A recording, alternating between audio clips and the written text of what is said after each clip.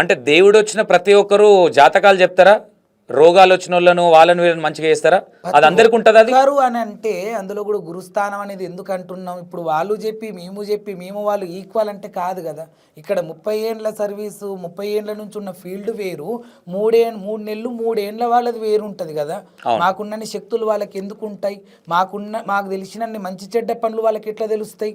ఇప్పుడు అమ్మా నాన్న ఉన్నారు, వాళ్ళకి 25 ఏండ్లు 30 ఏండ్లు 40 ఏండ్లు వాళ్ళు ఉంటారు, వాళ్ళ వయసు అట్లుంటుంది. అంటే ఏ వయసులో ఒక 40, 30, 40, 50 తల్లిదండ్రులు ఉన్నారు, వాళ్ళకు ఒక బాబో పాపను పుట్టిన వాళ్ళు ఉంటారు. ఇప్పుడు నీ పిల్లలకు నీకున్నంత అనుభవం నీ పిల్లలకి ఏం తెలుస్తుంది? తెలియదు కదా. నీతో సమానం నేను కూడా ఉన్న డాడీ అంటే నువ్వెట్లా నమ్ముతావు?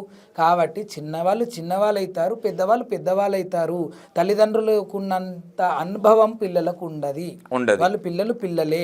పిల్లలకు దిష్టి మంత్రాలు వస్తాయా, లేక మొగులు మంత్రాలు వస్తాయా, లేక ఒక బోర్నాన్ని ఎత్తుకొని చక్కగా ఆడగలరా? 10 మందికి వాళ్ళు మంచి చెడ్డలు చెప్పగలరా? దేవుని దగ్గరికి వచ్చిన వాళ్ళు భార్య భర్త కొట్లాడుకుంటుంటారు, వాళ్ళు విడాకులు అంటారు. ఆ కుటుంబాన్ని కూడా మంచి చెడ్డ చెప్పి ఇలా కాదు నాన్న, ఇలా కాదమ్మా అని చెప్పి ఒక కుటుంబాన్ని నిలబెట్టే శక్తి ఉందా? ఒంటి లోపల ఒక రోగం ఉందా, లేకపోతే ఎవరైనా చేతవళ్ళు చేసినటువంటి ఒక చేతబడి బ్లాక్ మ్యాజిక్ ఉందా? అదంతా కూడా ఎట్లా గుర్తుపడతావు నువ్వు? నీకు అసలు ఎటువంటి గుర్తుపట్టే శక్తి దాదాపు ఒక 15 ఏళ్ళు దాటితే కానీ రాదు. ఇవాళ నిన్నగాక మన ఇప్పుడు సౌందర్యని ముచ్చట దాదాపు నేను ఈ వీడియోలలోనే చూడడం జరిగింది. ఫస్ట్ ఆమెకు సంవత్సరమా 2 సంవత్సరాల 3 సంవత్సరాల అమ్మవారు వచ్చి నాకు తెలియదు, కానీ ఒక 50-60 సంవత్సరాలు ఉన్న వాళ్ళు కూడా చేయనన్ని పనులు తను చేసి పెట్టేసుకుంది. అది క్రియేషన్, తను ఓన్గా చేసుకునే క్రియేషన్. అది తను ఓన్గా చేసుకుంది కాబట్టే అది సత్యం కాదు కాబట్టి పబ్లిక్లో కూడా ఆ విషయం పడిపోయింది. ఇవాళ ఆమె ఫేక్ అని కూడా తెలిసిపోయింది. ఇక్కడ ఏమైపోతుందంటే వల్లనే తెలిసింది. అది తెలవడం కూడా మీ వల్లనే తెలిసింది. ఇతరుల ఛానల్ వాళ్ళు ఎవరో మిమ్మల్ని బాధ పెట్టారని కూడా నేను ఇన్ని లక్షలు తీసుకుంటుండు, అన్ని లక్షలు తీసుకుంటూ అని. అయితే ధర్మం అనేదాన్ని నువ్వు అనుసరిస్తూ చేస్తున్నావు ఈ పని. ఎవరు మోసపోవద్దు. ఈ దొంగసిగాలు ఊగే వాళ్ళతోని కొందరు మనుషులు మోసపోతున్నారు, లక్షలలో మోసపోతున్నారు. ఎవరైనా సరే మీరు కష్టపడితేనే మీకు డబ్బు వస్తుంది, నేను కష్టపడితేనే నాకు డబ్బు వస్తుంది. ఇతరులైనా కూడా ప్రజలోకము కష్టపడితేనే డబ్బులు వస్తున్నాయి. నా దగ్గరికి కొందరు భక్తులు వచ్చి మొన్ననే రీసెంట్గా ఒక వారం కింద మంగళవారం శుక్రవారం మనము గద్దె వెళ్తాం కాబట్టి అక్కడికి వచ్చిన భక్తులు, అమ్మ 6 లక్షలు మేము ఖర్చు పెట్టుకున్నాం, ఎక్కడికి పోయినా కూడా నన్ను అమ్మ స్వామి అన్న అని ప్రస్తావన చేస్తారు. అమ్మ అంటారు. అమ్మ అనే పదం చాలా అమృతమైనటువంటిది. మేము పిలుచుకోవడానికి నాకు అమ్మ లేదు, నేనే అమ్మనైనానా? నా పిల్లలకి ఎట్లయినా 5 మందికి నేను తండ్రినైనా. అమ్మ బాధ్యతలో కూడా కొన్ని మనం అన్ని చూసుకుంటూ ఉండాలి. నాన్న బాధ్యతనే కాదు, అప్పుడప్పుడు పిల్లలకి అమ్మ బాధ్యతలో కూడా తండ్రి గారు ఉండాలి.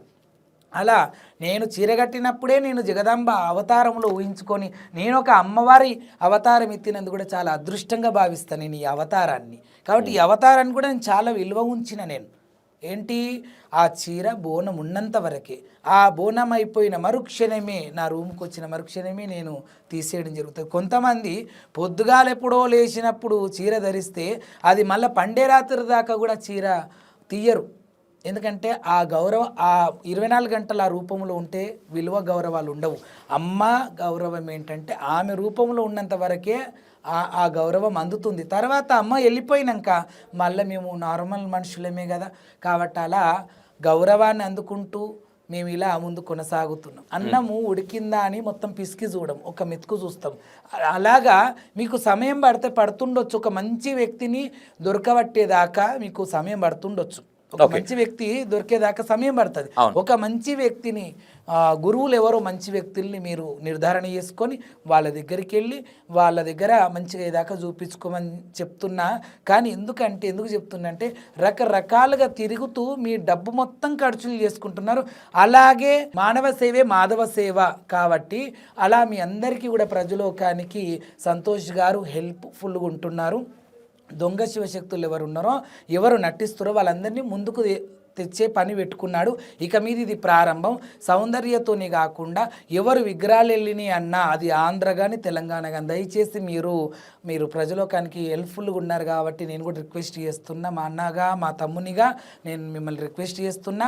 కొంతమంది ఎన్నో రకాలుగా మేమే దేవతలము, మేము పుట్టలో నుంచి వచ్చిన, నేను నాగదేవతని, నేను ఎల్లమ్మని, స్వయానొచ్చి నా పక్క కూర్చుంటుంది, నా దగ్గర వండుకుంటుంది, నాతోనే తింటుంది, నాతోనే నీళ్ళు తాగుతుంది, నేను స్నానం చేసినప్పుడే తను చేస్తుంది, రోజు నా చుట్టే తిరుగుతుంది. అంటే ఎల్లమ్మకేం పని లేదా?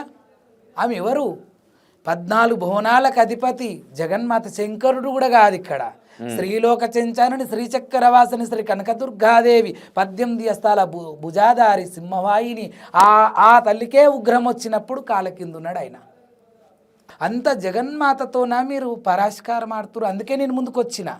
పెట్టుకున్నారు మీరు విగ్రహాన్ని, భూమిలో తీసింది మీరు విగ్రహాన్ని. ఏ పీఠాధిపతులు లేరు, ఏ గురువులు లేరు. కనీసం నేను పెద్దవాడినో చిన్నవాడినో నా అంతవాడు కూడా అక్కడ లేడు. కనీసం నాది 30 ఏళ్ళ సర్వీస్ ఉన్నప్పటికంటే 30 ఏళ్ళు నేను అమ్మని మోస్తున్నప్పటికీ 10 ఏళ్ళ అనుభవం ఉన్నోడు లేడు అక్కడ. మరి నీ గురువు ఎవరో ముందుకు తీసుకొస్తే వాడెంత పెద్దోడో మనం చూసి మనకంటే మించినోడైతే మనమే శిరసొంచి దండం పెట్టి చెయ్యయ్యా ఏం చేస్తావో అందాం. అలా ఇదంతా ఒక నటన అని నేను కూడా తెలియజేస్తున్నా. ఓకే, ఇంకోటి ఇది నటన అని అనడానికి ఇంకోటి, ఇక ఒక దేవుడు వచ్చిండు లేదంటే భూమిలో ఉన్నాడు, భూమిలో నుంచి తీయాలంటే మీకు తెలిసి రాకేష్ అన్న ఎవరు తీస్తారు ఇది? అంటే ఇప్పుడు వాళ్ళకు వచ్చి దేవత ఆమెకి ఏం పనిలేక వచ్చి నేను ఈడున్నా మీరు తీయాలి, ఈయనే కట్టాలని చెప్పారు. దేవత చెప్పింది, వాళ్ళు దేవత చెప్పిందే వింటారు. దేవుణ్ణి బయటికి తీయాలంటే ఎవరు తీస్తారు? ఏ శక్తులున్న వాళ్ళు తీస్తారు? తీస్తే నా అటువంటి వాళ్ళు, మేము గురుస్థానంలో ఉన్నాం కాబట్టి చాలా పాత గుళ్ళన్నీ చాలామంది వస్తుంటారు. పాత గుళ్ళన్నీ కూలగొట్టించి మళ్ళీ పునర్ప్రతిష్ఠ భూగర్భములో ఉన్నటువంటి అమ్మవారును, అంటే ఇప్పుడు ఇది భూగర్భం ముచ్చట సౌందర్యది. మా దగ్గరికి వచ్చేటివి చాలా పురాతనమైన దేవాలయాలు. ఆ యొక్క పాత గూడులను కూలగొట్టడానికి కూడా చాలా పద్ధతి ఉంటుందండి.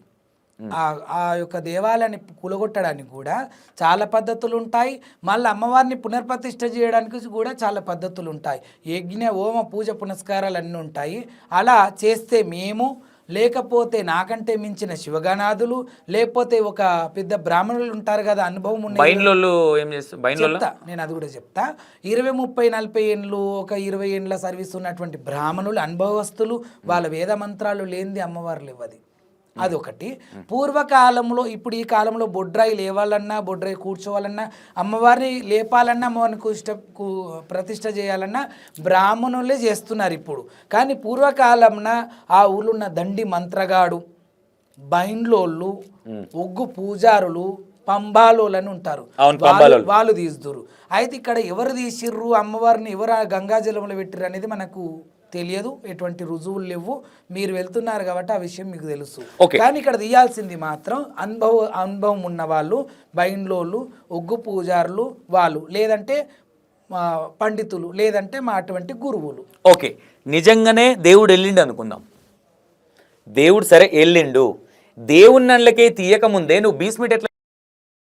గర్భము లోపల మగదేవుడు ఉన్నాడా, ఆడదేవత ఉందా? ఆడదేవత ఉంటే ఒకలాగా డ్రెస్సింగ్ ఉంటుంది, మగవాళ్ళైతే ఒకలాగా డ్రెస్సింగ్ ఉంటుంది, ఎన్నో ఉంటాయి. కాబట్టి వీళ్ళు వెళ్ళక ముందే బేస్మెంట్ లేపిండ్రు అంటే మనం పెడుతున్నాం కదా, ఎలాగైనా నిలుపుతాము కదా, ఊరు వాళ్ళంతా మనకు సపోర్ట్ ఉంటారు కదా, మనం అలా క్రియేట్ చేస్తున్నాం కదా అని వాళ్ళు ముందే ప్రిపేర్ అయ్యి ఉన్నారు. ఎగ్జాము క్వశ్చన్స్ రాకముందే ఆన్సర్స్ మొత్తం ప్రిపేర్ అయ్యి ఉన్నట్టుగా. ఓకే, ఇప్పుడు అక్కడ దేవుడు ఉండని వీళ్ళకి చెప్పారు.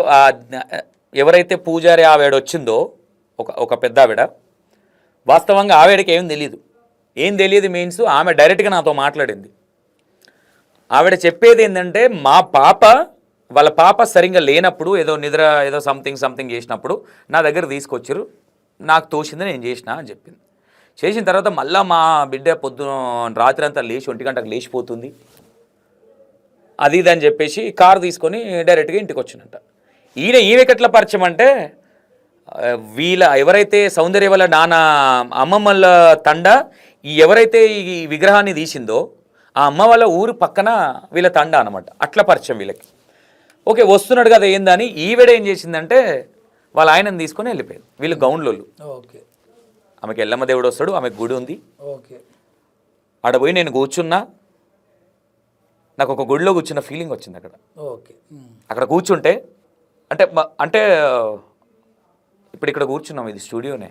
ఓకే ఇప్పుడు రాకేష్ బోనం అన్న ఇక్కడ కూర్చున్నంత మాత్రాన ఇప్పుడు నేను దేవుని ముంగట కూర్చున్నా నేను అనుకోను. ఎప్పుడు అనుకుంటా, నేను మీ పీఠం మీద కూర్చున్నప్పుడు నేను అప్పుడు మిమ్మల్ని అక్కడ ఆ ఫీల్ వేరే అయిపోతుంది. ఓకే నాకు అక్కడ వెళ్ళి మాట్లాడిన ఆమె ఏం చెప్తున్నదంటే, ఇట్లా వచ్చిండు ఇది అన్నాడు, కారు తీసుకొని వెళ్ళిండు. ఆడికి వెళ్ళంగానే వాళ్ళ హస్బెండ్ ఈవిడ ఒకరొకరు ముఖాలు తీసుకుంటారంట. ఎందుకంటే ఇంతే లోపట ఆడ ఆల్రెడీ మట్టి తీసి ఉంది. మట్టి ఆల్రెడీ తీసి 4-5 రోజుల కింద, ఒక వారం రోజుల కిందనేమో మళ్ళీ పూడ్చిరు మట్టి, ఎర్రమట్టి అదంతా ఉందంట, మిక్స్డ్ మట్టి. అంటే ఇలా ఆల్రెడీ దేవుని మందం పొక్క తీసిరు, పెట్టిరు. అక్కడ పెట్టేసి ఈమెను తీసుకొని వెళ్ళగానే వీళ్ళు మొక్కలు చూసుకుంటారంట.